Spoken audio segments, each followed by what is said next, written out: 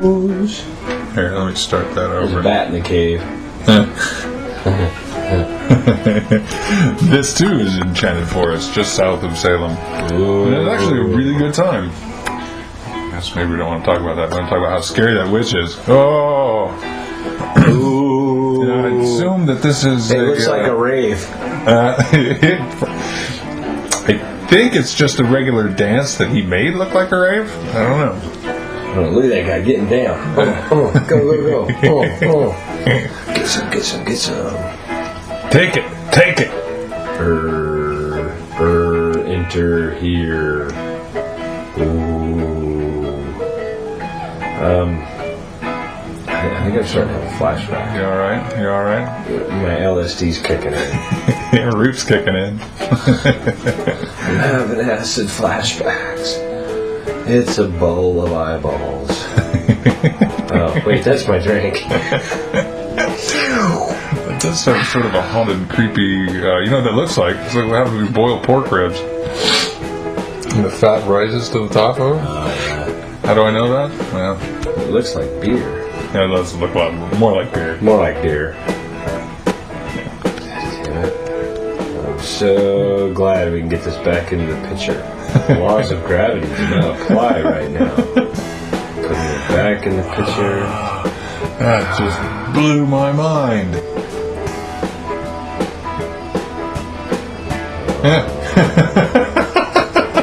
Are we gonna frost sorry, it? yeah. We're frosting the pumpkin Frost again. the pumpkin. Oh my God. Haven't gotten those guns I'm out waiting for you yet. to frost Lenny. Oh, that's cute. That was cute. I've always had a love-hate relationship with Halloween. I enjoy the thought of getting dressed up in a really elaborate costume, but I never quite make it there. So it's pretty half-assed, just like everything else I do in life. I kind of feel the same way, except for I have, instead of love-hate, I have a love-indifference relationship with Halloween. Because I also enjoy the thought of getting dressed up, but as is my wont, I generally put it off until the last minute and either do nothing or do something very low-key. I've had some of the world's worst Halloween costumes. One year I went as white trash. I wore ripped jeans and a wife beater, and that was it.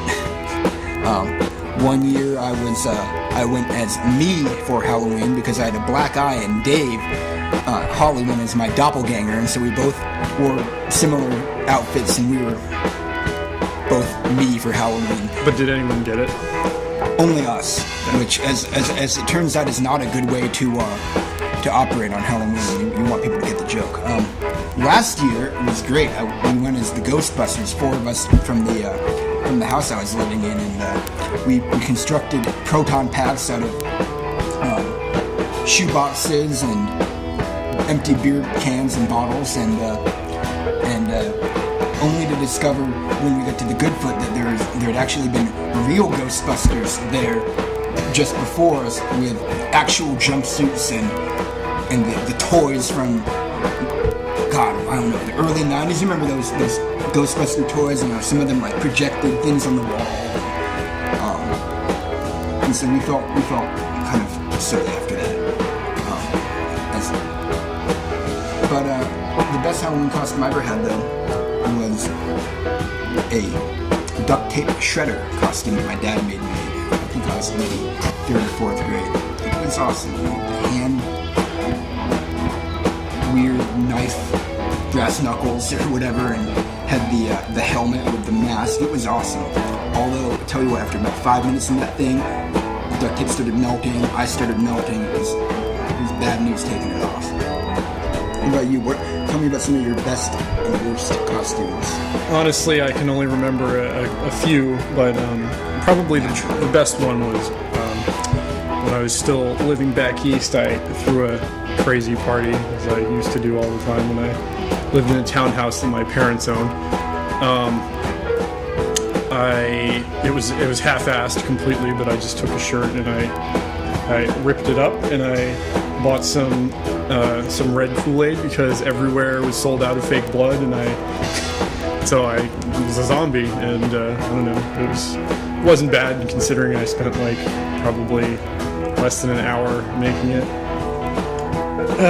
And that is the problem, though. When you start planning your costume October 31st, usually. Well, usually I just don't bother by that point. The year was 1979. Star Wars had become the biggest science fiction movie and biggest fantasy of adolescent boys across the developed nations of our planet. A young man in Beaverton, well, not really a man, a boy, had no idea what he was going to dress up as for Halloween. His father, being a resourceful type, suggested a character from Star Wars. Would he be Luke Skywalker? Would he be Han Solo? Would he be Princess Leia? Would he be a Wookiee? Well, he wouldn't be any of these things. With no money and meager raw materials, he would be a Jawa. His father found a few items that would make a simple costume. An old piece of bedding material, off-color, purplish, raggedy texture, perfect for a Jawa's cloak. An old baseball cap, some wiring, some small light bulbs, and a large battery. The light bulbs were wired to the underside of the bill on the hat. The wires ran behind the hat, down the back of the neck to the battery in the pocket of the boy. With the cloak pulled loosely over the head, the light bulbs made perfect Jawa eyes. Now, the neighborhood for the trick-or-treating, not unlike any other neighborhood, 1979. Suburban, boring, and to the boys' horror, filled with a lot of older boys whose sole purpose on Halloween evening was to terrorize the younger boys in the neighborhood. There was an older boy that caused fear and terror in more kids in the neighborhood than anybody else. Flash forward a couple hours, boy has some candy, everything's going okay, when a hair stands up on the back of his neck. And this is because the older boy, we'll call him Steve Edwards, is running across the street to our character's side. Same crazy look in his eye that has been seen by many other children before getting a nice beating delivered is on Steve Edwards' face. Happy, energized, and most importantly, sociopathic. Now, the young boy isn't necessarily the most innocent of sorts. He's planning on his own hijinks for Halloween as well. What does he have with him? He has several eggs in his pockets. So, before this story turns into one of a hero and an anti-hero, let's just say that nobody's really innocent on Halloween. And if you're innocent listening to this might be time for you to turn the recording off. So Steve Edwards is running up to our hero. Let's not call him a hero. Let's call him Chris. He's running up to his side. He looks crazy. Chris has just started his career as a juvenile delinquent. Really doesn't know what he's doing yet. Knows that he wants to do some delinquent things. Steve is he's a veteran, and when these kind of characters come together, it's usually a quick outcome. And in this case, it was a quick outcome. Steve asked Chris, "Have you got any eggs?" Chris replied, "Yep." Steve asked, "Where are they?" Chris answered, "In these pockets." Before the word pockets was completed, Steve thrust his fists at Chris's side, violently punching at the location that the eggs were divulged to be in. Eggs smashed in the pockets. Punching action carried enough weight behind it to not only crush the eggs, but punch Chris. Instant embarrassment, messy pockets full of eggs. Some spilled candy. Steve went on to continue to terrorize other children that night, as stories would be told the next day at school. And Steve also went on to do some really bad things to younger kids, as was learned later on. Chris escaped this behavior, always had a sense that Steve wasn't a good kid to hang out with alone. One of Steve's best friends was killed in a drug ripoff gone bad. What's the moral to the story? If you don't want your eggs to get smashed, better to dress as Princess Leia or another female character, and Steve will probably not give you the time of day. Parts of this story are true. All of this story is true. Happy Halloween. Hi, this is Dave calling into the Loathcast Halloween extravaganza. I was just sitting here thinking, recalling the first Halloween I can remember. I must have been 3, and I was a little kid, and of course in Sacramento. I do recall running around dressed as a little cowboy with a 6-shooter on either side and a little hat, a little scarf. Felt pretty cool getting my candy. That was Halloween 1970. And years and years later, one of the more memorable Halloweens come to mind was years ago playing in a band called Satellite Beach. We used to do gigs all over the place, and we played out at the Golden Valley Brew Pub. We were one of the first bands to play out there. We actually had a little bit of costume action going on. Played a couple of sets, but during the break, my friend Dave Norman came out from Portland with us back then for this gig, and he had made his own theremin. He came out dressed in some quasi-Elvis getup, like the zombie Elvis, and did a theremin set, which was quite entertaining in between our sets, and even did a crazy dead Elvis theremin dance. I recall the people in the bar were torn between being interested and just very entranced by the strange Elvis dance. But it was a fun night. It was a good gig. Also brings back memories of being, again, a younger kid coming up to Portland from Salem to go to my grandma's house, and we would hop the bus and ride down Division from 45th into downtown and go over to the Newberry's and go to the basement and pick out Halloween costume. And of course, as little kids are, you'd want to put it on right away and wear it the rest of the day. And 9 times out of 10, if you got it early enough, you'd probably already have it wrecked before it was time to use it properly. Have to go get another one, but those were good times. Hope everyone has a great Halloween this year. Eats lots of candy. Candy. I'm partial to Smarties. Happy Halloween, you Loadcasters.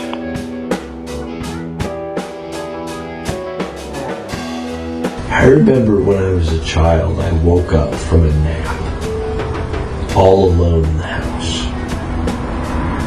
When I went to take my nap, my dad and Roy were there. When I woke up from my nap, there wasn't anybody there. And I was so scared that I was screaming, but nothing was coming out. I could barely, it was like a whisper. And I was just screaming, and I was giving it my all, and I just could not scream. And I went from room to room looking for somebody, and there was nobody there, and I was just terrified to be by myself. Realizing that there's nobody here There's nobody here in case. Yeah. Hey, when I was a kid living up in the Hollywood Hills, this is Mark Erickson. I'm down in Venice, California now. I think I've caught you just in time to do this Halloweeny one. I used to have these great Halloweens up in the hills near the Hollywood Bowl. One night, me and my buddies were trick-or-treating up on Camrose above Franklin. And there was this old creepy house we used to go to, and hardly ever we'd ever really go there, but we'd always kind of pretend. One night I dared my friends to go up to the front door, and we knocked on the door, and this old lady, like Gloria Swanson, right out of like Sunset Boulevard, came out to the door, looked at us. We were all in our costumes. I may have been a cowboy or a soldier or something, or a pirate. She looked at us, and we said something like trick or treat, and she said, "Oh, is it Halloween?" And I said, "Yes." And she said, "Oh, I don't have any candy, but maybe I have something inside." So this is in the day when you wouldn't worry about doing stuff like this. We went into her house. It was this big, huge, rambling house. She took us into her living room and sat us down on the couches and stuff, like 3 of us, and we were all like, "What's going on?" And she had this little candy dish with these old candies. And she said, "You take those candies. Those are good candies." And we took the candies, put them in our bag, and she offered us some food or something, and we said no, and then she came out with some oranges, and we took some oranges, and we chatted for a while, and she looked just like some old crazed actress. The sad thing is we left, and she was so sweet to us, and kind of creepy, but we never saw her again that I recall. And I went back years later, and the house was gone, and some new modern condominium was there, and who knows who she was. She might have been an old, crazy, wild actress, for all we knew. This was back in the day when they were still around. So that's my Halloween experience as a kid. Hollywood, California. Pretty wild, we thought at the time. Happy Halloween, all of you.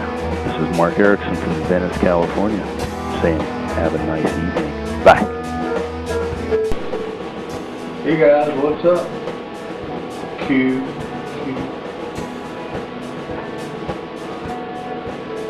Hey, seen Tony's van? Oh, dude, it is awesome. With a haunted house in the back, we're gonna drive around and freak people out. It's gonna be epic. Oh, and then later on, Tony's gonna help me pierce my tongue. It's gonna be cool. Okay, well, I gotta go get my costume. I'll talk to you guys later. 38 special. 38 police special. Good old-fashioned 6-shooter. Loading up. This is a double action pistol. That means we don't have to cock it. You just pull the trigger. apparently missed. I think I better take better aim.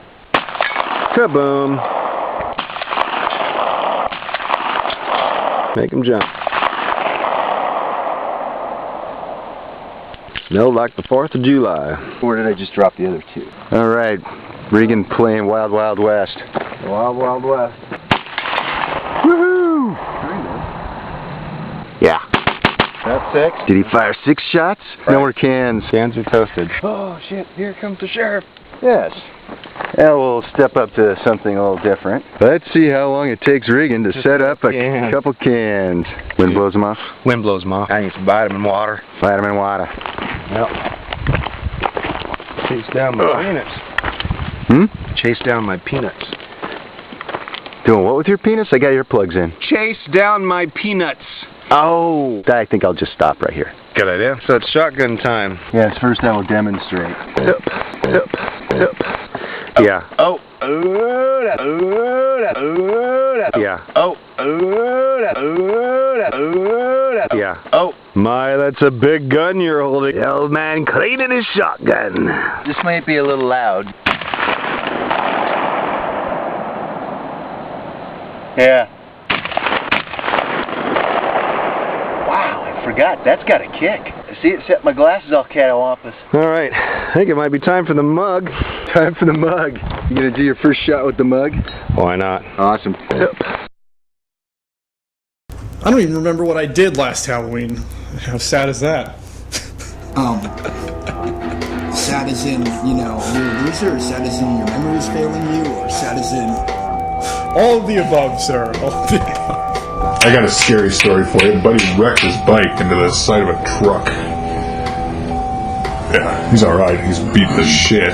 Like here, and here. But he's, the intruder that he just got on the road. Yeah. It's still sitting there, but the wheel's bent like that. Like that. The handlebars are both shoved like that. What else? There's a couple other parts.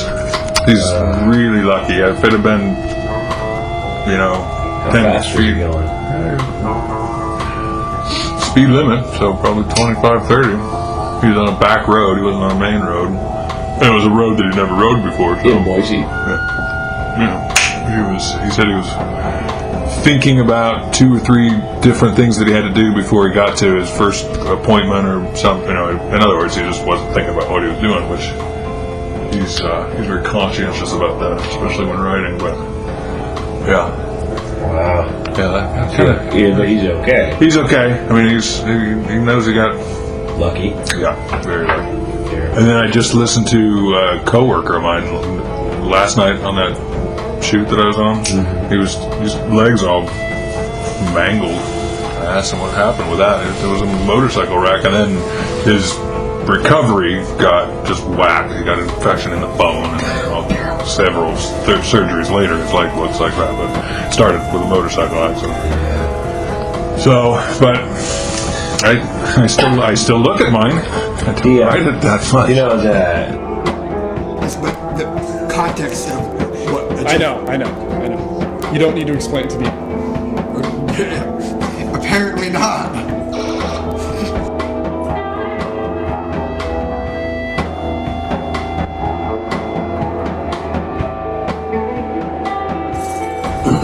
The cool thing is that plans have been approved, and we are in the process of getting all the permits to put the first load outlet on the space station.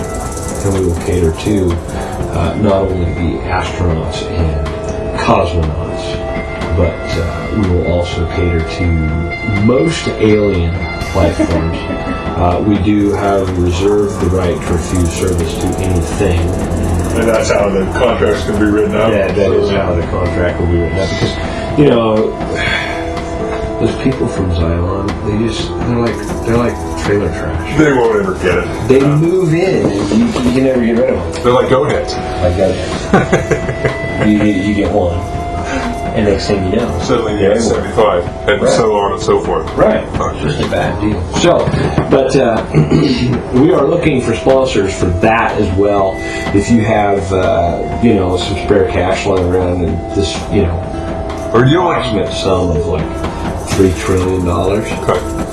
That's going to... And we only need one person that's with a spare trillion or so to spare. So we only need to hit that market once. Right. But any amount of... if you're a venture capitalist, Sure. or if you know any venture capitalists, do us a favor and dial us up at www.loathmegacorp.com. Follow the links, get in touch with us, and let's see how you can give some of your money to us. For purposes strictly on the up and up. Oh yeah. Oh, that doesn't really. We wouldn't use any of that money to build the speedway. No. Well, we might. We'd use that money to build On a $3 trillion space station or venture, I mean, there's overruns. There is overruns. But it's generally not on the side of oops, we have an extra $6 million to spare. Or probably not. Oops, we accidentally built a racetrack. That was not supposed to be the But doors. you can see the racetrack from space. You can see the racetrack from the space station. It's really an elaborate X, just so that the tourists can focus. There they are. The speedway spells out Loathe Megacorp. It's an indie track. Oh, good night.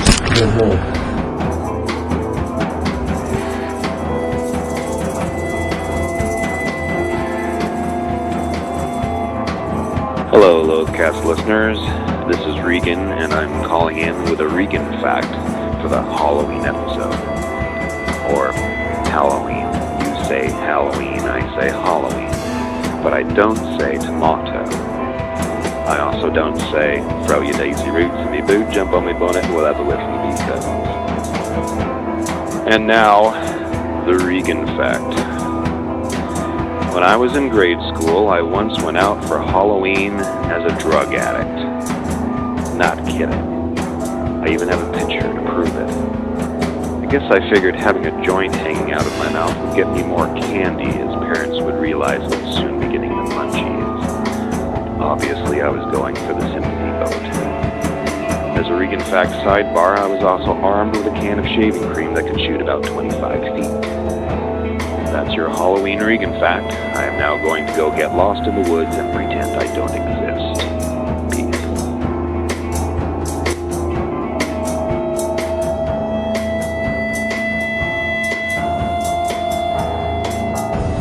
I remember when I was a young teen, 11, 12 years old, my parents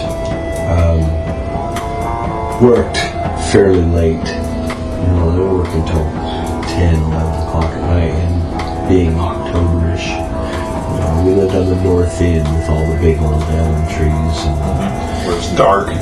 dark, street lights. There's a street light like once every 3 blocks, and we lived in a big old house.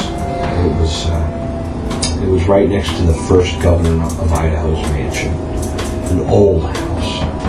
It was a big house, 5-bedroom, 3-bath. It had a sunroom, and it had a sitting room, it had a formal dining room with the sliding doors, and it was an old house.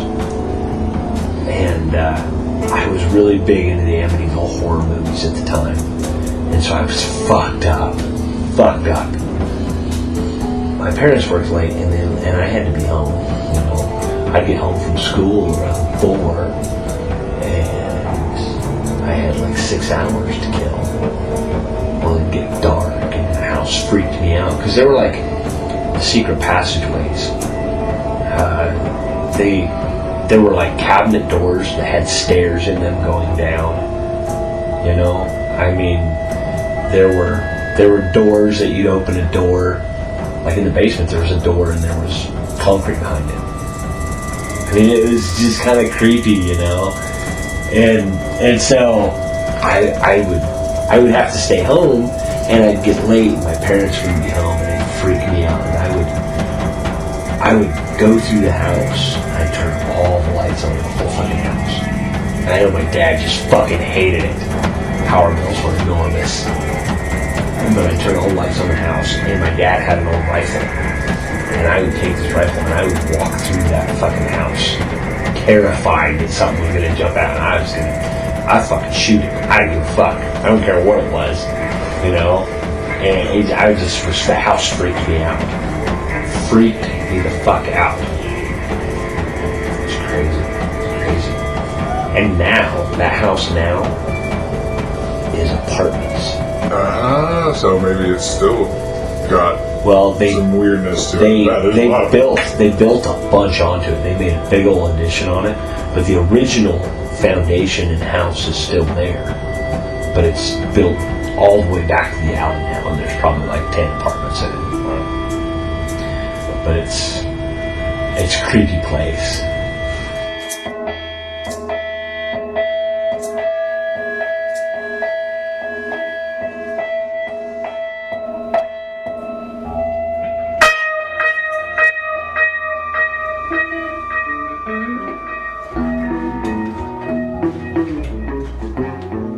Worst Halloween memory.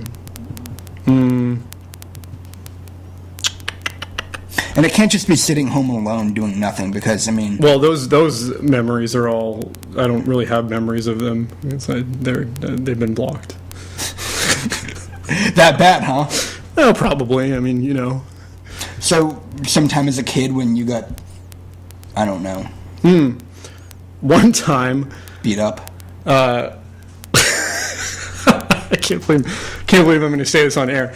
On air, as it were. One time, when I was in 5th grade, Halloween was, I think, a Friday, and I was going to school at 10 Mile Elementary in 10 Mile, Oregon. It's near Roseburg. That sounds just disgusting. It was just disgusting. My mom made me a costume of Spot, the 7-Up dot, and so I went to school and everybody thought I was an apple. Because it was Friday, everybody wanted to dress up. So I dressed up and everyone thought I was an apple. That's horrendous. It is horrendous. Whatever you do, don't cross the fucking plane.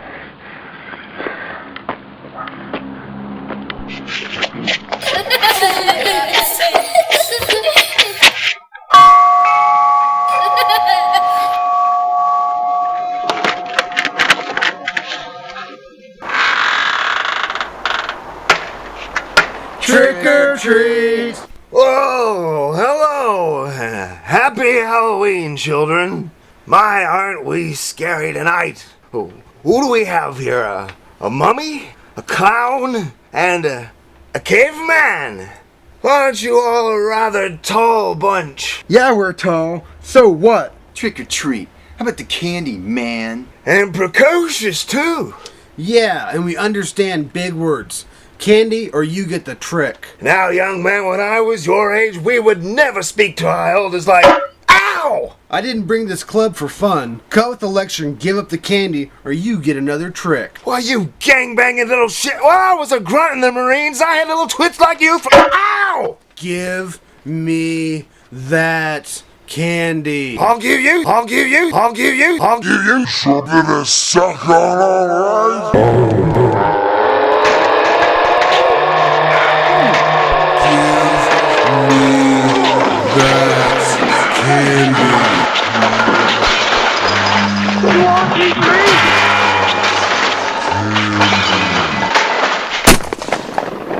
Alright, that's enough! Clancy, get inside, you miserable shits! Get off my lawn! Hey lady, we don't want any! I said get!